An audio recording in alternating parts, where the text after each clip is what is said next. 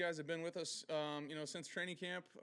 Obviously, a couple new guys. One of them, has been here a while. One of them's brand new or has been here before. So just continue to try to get better as a unit. I think, they're going to do everything they possibly can to play at a high level on Sunday, and excited about the opportunities that all of them have. You guys will obviously be working to figure out combinations and different things as you game plan, not just this week, but over the next couple of weeks with these guys. In the short term, in the early parts, is it maybe, do you guys opt to lean toward experienced people who have been here since training camp? That's what the week is for. I think we kind of put the game plan in, with things in mind, with players in mind, but at the same time, let those guys go out and compete for carries. And I leave that kind of stuff up to the coaches. They watch the tape, they figure out, who they're most comfortable with going in there, and then we'll go and play. What are your kind of recollections of playing with Daryl? Really talented player, was obviously a part of a special season for us here when I was here back in 21, and just a really good player. Can kind of do it all. First down, second down, third down, caught the ball out of the backfield well, ran it between the tackles well outside. I think a talented player that I'm happy to have back. When you have either an experienced guy or someone who's new to the system in the backfield there with you, does that change at all how you communicate in the huddle or in the backfield pre-snap? Sometimes, sometimes not. A lot of the time, everybody's super dialed in, and then other times there's unique things. I think even back to the last game, Zach's first play is this really intricate kind of motion that he's got, and it's like, all right, you gotta get out there a little bit, and just so I spend a little extra time talking about that. I didn't get that rep in practice, and those kind of things. But other times, we just go play ball. Hey Matthew, I'm just curious. Sean is having his first child. Have you given him some advice about fatherhood? Not too much. We do talk about it some. Obviously, happy for him and Veronica. Just such a cool experience. Obviously, just hoping and praying everything goes as it should and scheduled, and everybody comes out great. But just excited for him. I know how he is around my kids when he's around my kids, and he's got nothing to worry about. He's just going to trust himself, trust his instincts, and he'll be just fine. In your experiences in the league, facing a defense coming off of a bye week, is that defense usually a little bit more dialed in, or is not really a difference? Sometimes it depends on the coordinator, depends on the style of defense that they run. Pittsburgh is a really talented defense. Obviously, up front, in the back end, second level, really all three levels of the defense, they've got playmakers. So it's going to be a big challenge for us. But I think we'll get out there and see on Sunday. We obviously see what they put on tape. They see what we put on tape. We game plan, we go play, and then make adjustments as needed.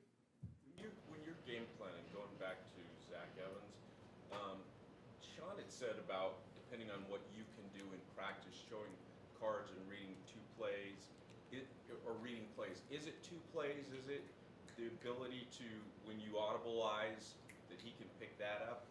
It's all of it. I think the biggest thing is everybody gains experience and gains trust through repetition and success. I think the more times you do it as a player individually, whether you're a young guy, an old guy, and you do it with success, the more confidence you get, the more trust you gain in your teammates, yourself, coaches gain in you, all that.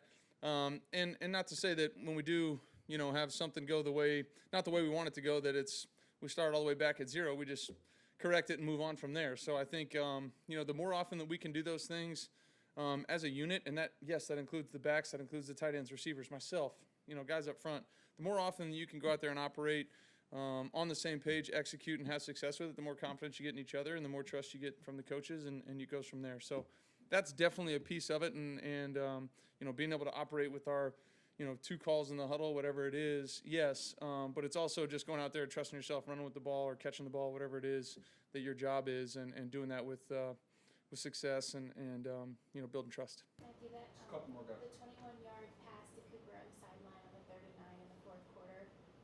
When you went back and watched the tape on that, Sure. it was. I've moved on. My fault. Keep going. Yes.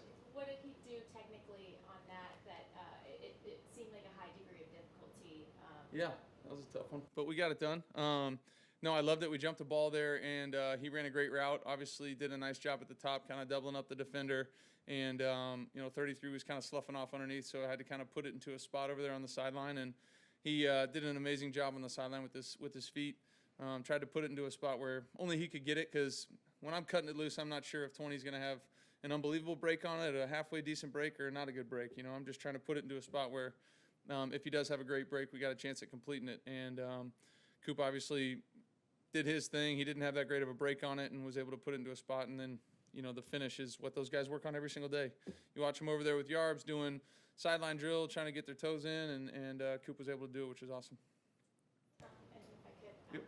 in practicing against Aaron Donald and training Mm-hmm. camp, has there ever been a time where you've noticed that he knows what the call is or what the play is?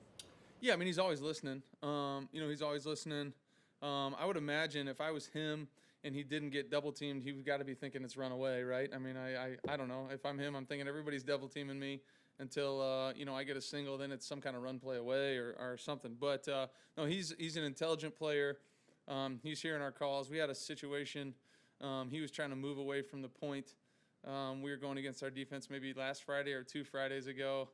We made a call, double to him. He moved to the other side. I flippered it. He got up and went over. I said, I don't care, just double him. Everybody said, you know, I mean, I'm just like, he knows what's coming. I'm just trying to find him and you know, lend some help. But, I mean, everybody's got all sorts of different plans for it, whether it's chipping them with the back or sending the center his direction, whatever it is. I'm sure he has seen it all and found a way to beat them all.